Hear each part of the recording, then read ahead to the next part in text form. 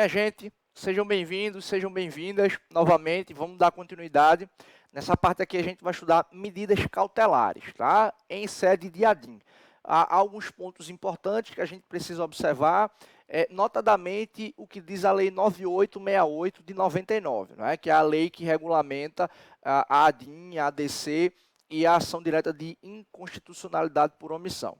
A gente sabe que a Constituição ela não esgota o tema, não é? De controle de constitucionalidade. Isso é corroborado, né? Os estudos sobre o assunto pelas decisões, né? Isso é corroborado ali pelos entendimentos firmados pelo Supremo Tribunal Federal. E a gente precisa consultar o dispositivo legal para entender algumas questões, e até o regimento interno do Supremo Tribunal Federal estabelece alguns regulamentos sobre o assunto. Mas olha só, a gente vê cotidianamente nos noticiários decisões que são proferidas pelo Supremo no seguinte sentido, né? A gente vê manchetes: ministro do Supremo Tribunal Federal concede medida cautelar. O Supremo Tribunal Federal concede medida cautelar e suspende a eficácia de determinada legislação. O que é isso, afinal de contas, e como essas medidas cautelares elas podem ser concedidas aqui? Olha só, antes de mais nada, a gente precisa só relembrar algumas questões aqui que são importantes sobre o tema, né? Talvez a literatura do processo civil seja a mais robusta nesse sentido, né? Desde as correntes ali dos processualistas italianos, né? Chiovenda, Carneluti, dentre outros, sempre se construiu a ideia de que o que é uma medida cautelar? A medida cautelar ela é uma medida assecuratória que tem como objetivo assegurar o resultado útil do processo. Então, por exemplo, às vezes você tem um indivíduo que foi processado pelo Estado a título de improbidade administrativa, né? Um agente público que enriqueceu de modo superior ao que provavelmente ele poderia ter enriquecido em razão do cargo público. Então, há uma presunção ali de que o indivíduo pode ter, né, se valido do cargo público para obter vantagens indevidas. Então, vai lá, o Estado promove uma ação de improbidade administrativa contra esse indivíduo. No curso do processo se identifica que ele vendeu o imóvel, que ele transferiu dinheiro de sua conta, né, que ele doou valores para alguém, né, que ele fez uma doação de caridade, uma doação de um valor para uma instituição de caridade. Você identifica, no final das contas, que ele está dando indicativo de dilapidar o patrimônio. O que é que geralmente o juiz vai fazer? Medida securatória, bloqueia bens, né, bloqueia valores em conta, óbvio que desde que não seja uma verba de caráter alimentar. Por que vai fazer isso? Perceba que a medida cautelar, nesse contexto, ela não vai subtrair o patrimônio do indivíduo. O patrimônio continua sendo dele, a propriedade daqueles bens continua sendo do indivíduo. Mas aquilo vai ficar bloqueado, porque se eventualmente ele for condenado, haverá patrimônio suficiente para a execução. Ou seja, a ideia aqui é não frustrar, né, em momento posterior, a execução que poderá ser proposta contra esse indivíduo. Então perceba que o conceito é esse, sendo bem singelo e objetivo. O que é uma medida cautelar? É uma medida securatória que objetiva, né, garantir o resultado útil do processo. Então, nesse breve exemplo que eu acabei de dar aqui, o que seria o resultado útil do processo? Ter bens para que pudessem ser executados e, consequentemente, se pudesse adimplir, né, o objeto daquela condenação. Quando a gente transfere isso aqui para ações diretas de inconstitucionalidade, o que é que a gente percebe? A gente percebe que muitas vezes acontece do legitimado propor a sua ação direta, né, estruturar a sua petição inicial, direcionar, tem um cabeçalho, tem um tópico lá da legitimidade ativa, da legitimidade passiva, né, tem uma parte do mérito propriamente da demanda, em que se argumenta, olha, a norma é inconstitucional do ponto de vista material, a norma é inconstitucional do ponto de vista formal, e basicamente ali já no final da petição tem um tópico assim, da medida cautelar. Então, o que é que o legitimado geralmente faz? Ele tenta mostrar ao Supremo que há um risco ao resultado útil do processo. A partir de que forma? Se identifica que aquela norma impugnada ela é flagrantemente inconstitucional e o legitimado diz, Supremo, é melhor que você suspenda a eficácia dessa legislação, não é? Porque se você demorar para julgar, quando você julgar finalmente aquela ação direta de inconstitucionalidade, e se você declarar a inconstitucionalidade, se você confirmar que a norma viola a Constituição, pode ser que o resultado seja irreversível Em que sentido? O tempo que a norma ficou produzindo efeitos, ela pode aqui tutelar relações jurídicas que mesmo após a declaração de inconstitucionalidade não seja mais possível desfazer os efeitos daquela legislação em razão da consolidação de determinadas relações jurídicas e etc. E tal. A gente viu, inclusive, no bloco passado, né, na aula passada, as questões relacionadas à possibilidade de modulação dos efeitos temporais. Então, o legitimado vai lá e diz, o primeiro é melhor você suspender. Porque se a gente for esperar para retirar da ordem jurídica aquela legislação apenas quando você julga o mérito do processo, pode ser que não adiante mais nada. Né? Então, isso aqui, essa ideia de assegurar o resultado útil do processo também se aplica ao controle de constitucionalidade. A possibilidade de se mostrar ao Supremo a urgência, né, de retirar da ordem jurídica aquela determinada lei que se considera inconstitucional. Mas olha só, eu vou botar uma telinha em branco aí, porque eu preciso só revisitar o que a doutrina explica para a gente como sendo os requisitos para que se conceda uma medida cautelar, para que se suspenda a eficácia de uma determinada legislação antes, portanto, aqui, do julgamento do mérito daquela determinada legislação. Então, olha só. Então, a doutrina diz aqui para a gente, ó, primeiro requisito para a gente observar. Opa, vou ficar troncho aqui. Primeiro requisito aqui para a gente observar, tá? Então, eu tenho aqui, ó, o chamado periculum in mora. Na verdade, o que eu vou escrever aqui não tem necessariamente uma ordem, tá, pessoal? Isso aqui basicamente é o quê? Isso aqui basicamente são os dois requisitos, não importa a ordem que eu estou escrevendo aqui, tá? Mas isso aqui são os dois requisitos que precisam ser demonstrados pelo legitimado, tá? Então, aqui eu tenho o periculo in mora, que é isso que eu falei para vocês, o perigo da demora. Você mostra para o Supremo, se você for deixar para declarar inconstitucionalidade e retirar da ordem jurídica apenas com o julgamento de mérito, pode ser que não adiante mais nada. Tá? Então, por questões de prudência, por questões de razoabilidade, de proporcionalidade, você tem que suspender a eficácia dessa lei, no momento em que você recebe a petição inicial. Então, isso pode acontecer. Você demonstra que há um perigo da demora. Tranquilo? E o outro requisito que a doutrina ensina para a gente, tá? Vai aparecer aí novamente para a gente observar, é o chamado fumus, aqui ó, fumus, boni e iuris. Isso aqui foi até objeto de uma brincadeira recentemente, né, de um deputado que pronunciou errado, acho que ele falou fumus bonis, ou fumus iuris bonis, sei lá, algo nesse sentido, mas ele pronunciou errado, né? Por isso que se você realmente não domina, não souber pronunciar, é melhor que você diga a fumaça do bom direito. Né? Ou seja, é a plausibilidade daquilo que você está alegando.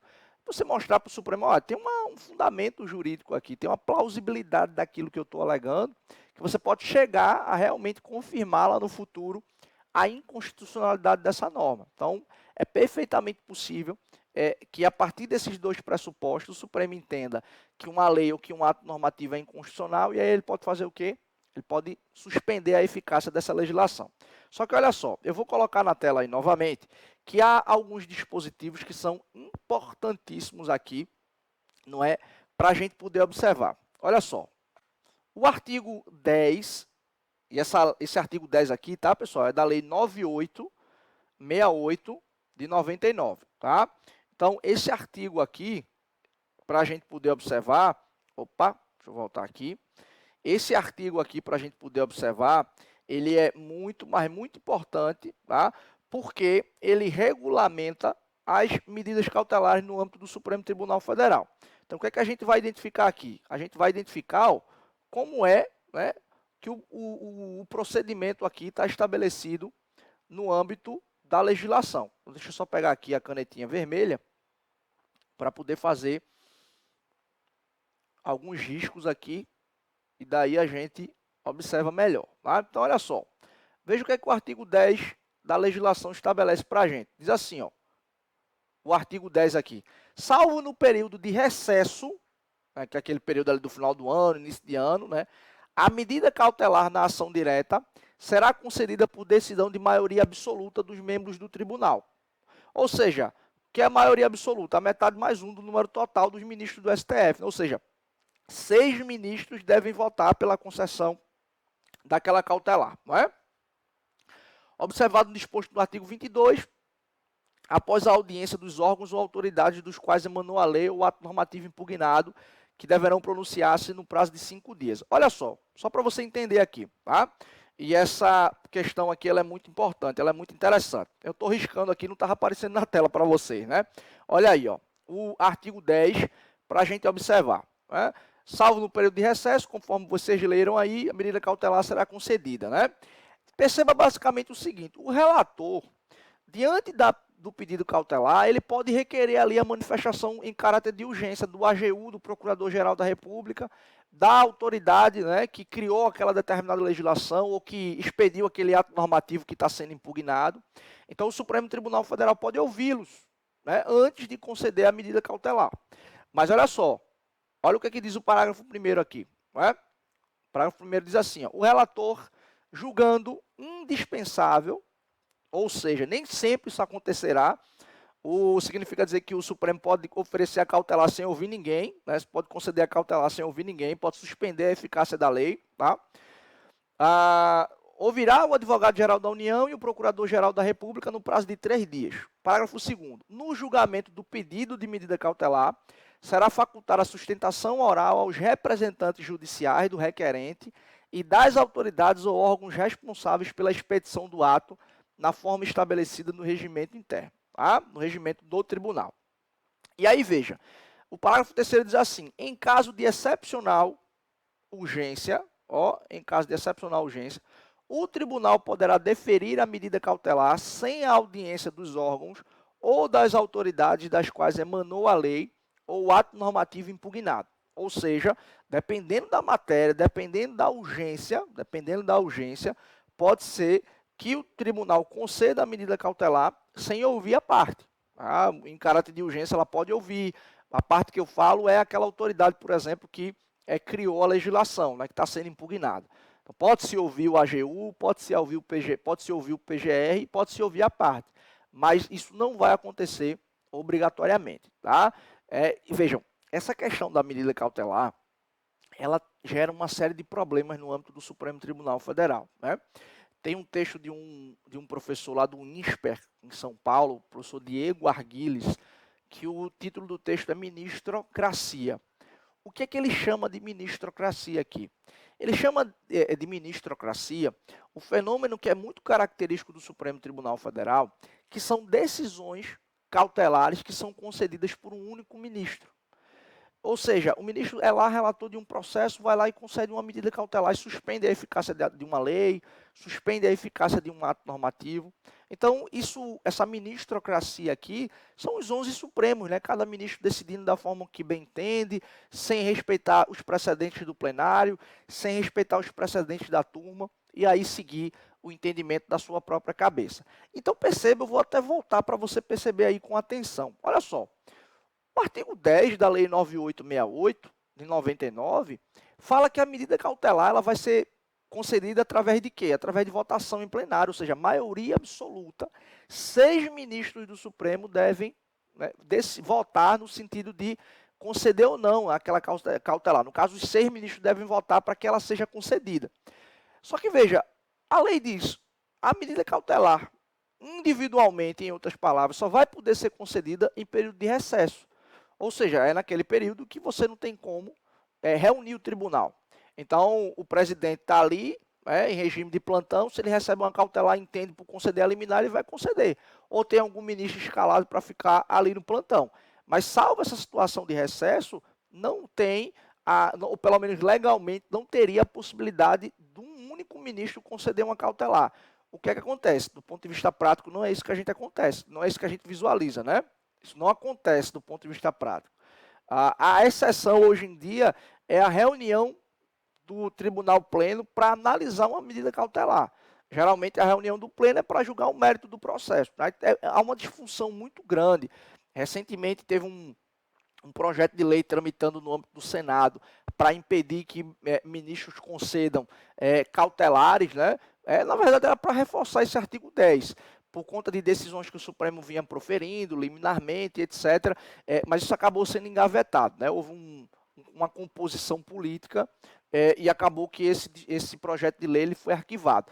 Mas era uma discussão muito grande por conta desses fenômenos que a gente vê. Todo dia sai no noticiário, ministro concede uma liminar, ministro concede uma liminar. E você não vê esse dispositivo sendo cumprido, né? Do Supremo conceder uma medida cautelar apenas a partir da votação da maioria absoluta, né? Os ministros acabaram tornando aí o tribunal um verdadeiro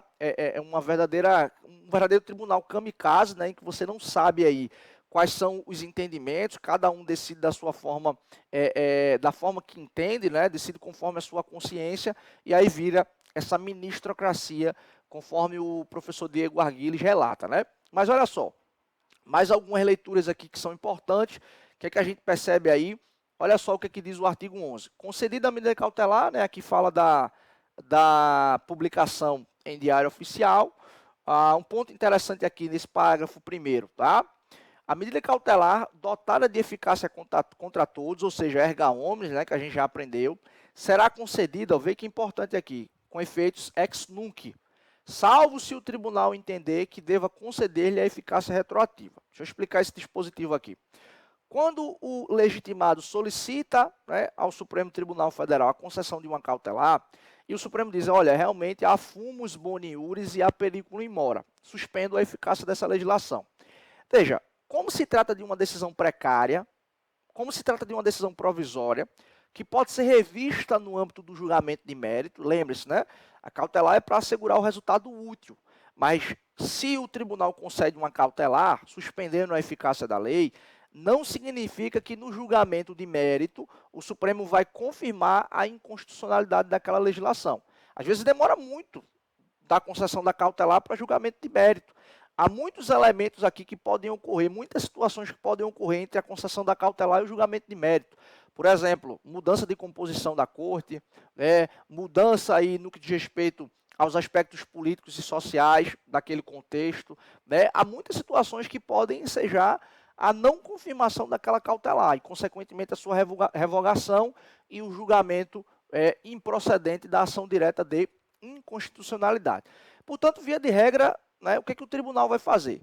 Se é uma decisão precária que pode ser revista, o tribunal faz o seguinte, olha, eu concedo a cautelar aqui e a lei vai parar de ser aplicada. Mas eu não vou tocar naquelas relações jurídicas que foram tuteladas até a concessão da minha cautelar. Isso é eficácia ex nunc, daqui para frente. Tá? Então, basicamente, diferentemente do julgamento de mérito, em que a regra é a eficácia ex nunc, salvo aquela ideia de modulação dos efeitos temporais, né, a partir da votação de 2/3 dos ministros do Supremo, a partir da presença de razões de segurança jurídica, de excepcional interesse social, é possível haver a modulação dos efeitos, né? Aplicando-se ali a eficácia ex nunc, aplicando uma eficácia pro futuro, ou que a decisão só comece a produzir efeitos a partir do trânsito em julgado. Mas isso é no julgamento de mérito. Via de regra, a eficácia ex nunc. Quando a gente está falando aqui da concessão de medida cautelar, via de regra, eficácia ex nunc. Os efeitos daquela decisão valerão daqui para frente, exceto, como vocês podem perceber aí, que o parágrafo 1º diz, do artigo 11, se o tribunal pode entender, olha aqui, ó, o tribunal ele pode o quê? O tribunal ele pode entender que deva emprestar aqui uma eficácia retroativa. Mas isso não é muito comum acontecer não, tá, pessoal? Exatamente por conta do que eu falei para vocês. Imagina, a cautelar é um pronunciamento precário. É um pronunciamento aqui que pode ser revisto no âmbito do julgamento de mérito. Há casos antes do julgamento de mérito, a liminar é cassada, a cautelar é cassada. Então, veja aqui o que acontece para a gente observar. Geralmente, o tribunal, como eu disse, não vai conceder a eficácia retroativa, porque é uma decisão precária, pode ser revista. Imagina, o tribunal determina, né, concede a cautelar e ela vai ter eficácia retroativa. Pode desfazer relações jurídicas e depois o tribunal julga improcedente a ADIM. Como é que ficam aquelas relações? Então, haveria uma confusão muito grande de entendimento sobre qual seria a legislação que iria ser aplicada naquele caso e etc. Né? Então, não é muito comum isso acontecer, mas pode acontecer conforme aí o parágrafo 1º. Tá? O parágrafo 2º também é muito importante. Né? A concessão de medida cautelar torna aplicável a legislação anterior a caso existente. salvo expressa manifestação em sentido contrário. Vejam, pessoal, esse parágrafo 2º aqui é aquilo que nós chamamos de efeitos repristinatórios. Tá? Não confundam efeitos repristinatórios com repristinação, que está lá no artigo, que está lá na Lei de Introdução às Normas do Direito Brasileiro. Tá? A repristinação envolve aquele tema, sucessão de leis no tempo e no espaço. Então, imagine o seguinte, Lei A foi revogada por Lei B. Né? A Lei B foi revogada por Lei C. Quando a Lei C revoga a B, não significa que automaticamente a Lei A volta à vida. Isso aqui seria efeito repristinatório. Né? Porque, qual é a lógica aqui? Se a Lei B revogou a Lei A e depois ela foi revogada, significa que ela nunca deveria ter entrado no ordenamento jurídico, ela nunca existiu e, portanto, não teria capacidade de, eventualmente, né, ter revogado a Lei A. É um pouco aí de discussões anteriores que a gente travou sobre a eficácia ex tunc, tá? Então, isso é o que a gente aprende lá na LINDB. Repristinação. É uma lei revogadora que é revogada. Tá? Eu não vou entrar em detalhes aqui, porque senão a gente fugiria um pouco da discussão. Mas é a revogação da lei revogadora. Então, Lei A, Lei B e Lei C. Então, Lei B é revogada, então a Lei A voltaria à vida. Mas isso não acontece automaticamente, tá? Apenas se a Lei C aqui dissesse Lei A volta à vida. Mas, via de regra, vai saindo a sucessão, a revogação. Lei A é revogada, Lei B é revogada e apenas a Lei C fica aqui. No caso da medida cautelar, presta muita atenção para você não confundir, tá? Presta muita atenção. Imagina a seguinte situação. Lei A aqui foi revogada pela Lei B. Tranquilo? Então, Lei A saiu de cena, só tenho aqui a Lei B. O que acontece? Se essa Lei B aqui tiver uma medida cautelar que suspenda a sua eficácia, o que vai acontecer? Ela sai de cena e aí haveria efeito repristinatório, ou seja, a Lei A voltaria à vida. Então, perceba, lá na repristinação, a Lei A voltaria à vida em decorrência de uma nova lei aprovada. Mas o efeito repristinatório aqui, ele decorre de uma decisão que suspende a eficácia da lei. Tá? Dessa lei que revogou essa outra lei aqui. Então, é muito importante você perceber esse detalhe. Tá? Efeito repristinatório é quando a lei que é revogadora, ela tem a sua eficácia suspensa. Deixa eu voltar aí, porque talvez você já fique melhor aqui o seu entendimento. Tá? Isso se existir, obviamente, né? Porque às vezes você tem uma lei que não revogou nenhuma lei, ela foi criada ali, então ela tem a sua eficácia suspensa e não haverá esse efeito repristinatório. Tranquilo? Então, olha aí, ó, parágrafo 2º. A medida cautelar adotada de eficácia contra todos será concedida com efeito ex tunc, salvo se o tribunal entender que deva conceder-lhe a eficácia retroativa. Beleza, parágrafo 1º. Parágrafo 2º. A concessão da medida cautelar torna aplicável a legislação anterior a caso existente, salvo expressa manifestação em sentido contrário. Então, veja, efeito repristinatório aqui é um efeito automático. Se uma lei revogadora tem a sua eficácia suspensa através de uma cautelar, aquela lei que foi revogada, ela volta à vida. Exceto se o tribunal disser, eu estou suspendendo a eficácia da lei revogadora, mas não é para a lei revogada voltar à vida. Então, aí o Supremo teria que falar isso expressamente na cautelar. Tranquilo? Recomendo que você faça um mapinha aí, você aponte algumas setas para diferenciar. Tá? Às vezes é meio complicado, só na exposição você perceber o que é repristinação, o que é efeito repristinatório, mas o efeito repristinatório ele é mais fácil. Tá? Lei A foi revogada por Lei B. Então está aqui a Lei B. A Lei B sofre uma medida cautelar e que, portanto, a sua eficácia é suspensa. Então ela sai de cena. E, via de regra, a lei revogada vai voltar à vida, exceto se o tribunal disser, não, eu suspendo a eficácia da lei revogadora e ninguém vai produzir efeitos, até eu decidir os finalmente da história. Tranquilo? Isso é efeito repristinatório. Então, a gente volta aí, o artigo 12, né? Havendo pedido de medida cautelar, o relator, em face da relevância da matéria e de seu especial significado para a ordem social e a segurança jurídica, poderá, após a prestação das informações, no prazo de 10 dias, e a manifestação do Advogado-Geral da União e do Procurador-Geral da República, sucessivamente no prazo de 5 dias, né, submeter o processo diretamente ao tribunal, que terá a faculdade de julgar definitivamente a ação. Olha só, o que é que eu disse há pouco, no início desse bloco? A medida cautelar, ela tem natureza securatória. Ela visa assegurar o resultado útil do processo. Então, a ADIM ela vai passar por um procedimento, manifestação do AGU, do Procurador-Geral da República, possibilidade de habilitação de amicus curiae, possibilidade de realizações de audiências públicas, até de perícia. Não é? É possível isso acontecer, esclarecimento de determinadas discussões no âmbito da ação. Tudo isso pode acontecer, é um trâmite normal de um processo. Não é? Então, veja, olha só o que esse artigo 12 diz, presta muita atenção no raciocínio. O 12 diz assim, se o relator instruir o processo, entre outras palavras, tiver manifestação do AGU, tiver manifestação do PGR, né, tiver informações da autoridade da qual emanou aquele ato normativo ou aquela autoridade legislativa, né, o parlamento que criou a lei impugnada, se ele já tiver com o processo todo organizado, ele já pode levar para o plenário para que não se julgue a cautelar apenas, se julgue já o mérito da ação. Não precisa deixar para um outro momento, tá? Às vezes, isso é possível acontecer, tá? Às vezes você tem uma ação que não precisa de muitos elementos para ser julgado. Já está tudo lá, né? Todo o argumento, toda a fundamentação, todos os documentos necessários, o tribunal vai e julga o mérito definitivamente, porque senão vai se seguir o trâmite que geralmente é normal, né? Qual é o trâmite normal aqui?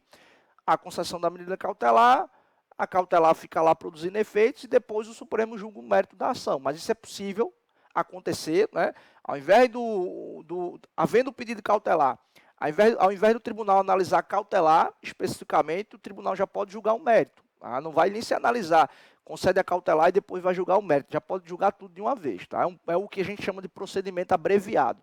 Vez ou outra aparece isso nos noticiários também. Tranquilo? Então é o que esse 12 permite aí para a gente, exatamente, ó, procedimento aqui abreviado. Tranquilo, pessoal? Então, ó, a gente encerra por aqui essa parte de medida cautelar em sede de ADIM. Obrigado pela companhia e até a nossa próxima aula. Tá bom, pessoal? Mais uma vez aí foi um prazer conversar com vocês. Na próxima aula a gente se encontra e dá continuidade aos nossos estudos. Até mais.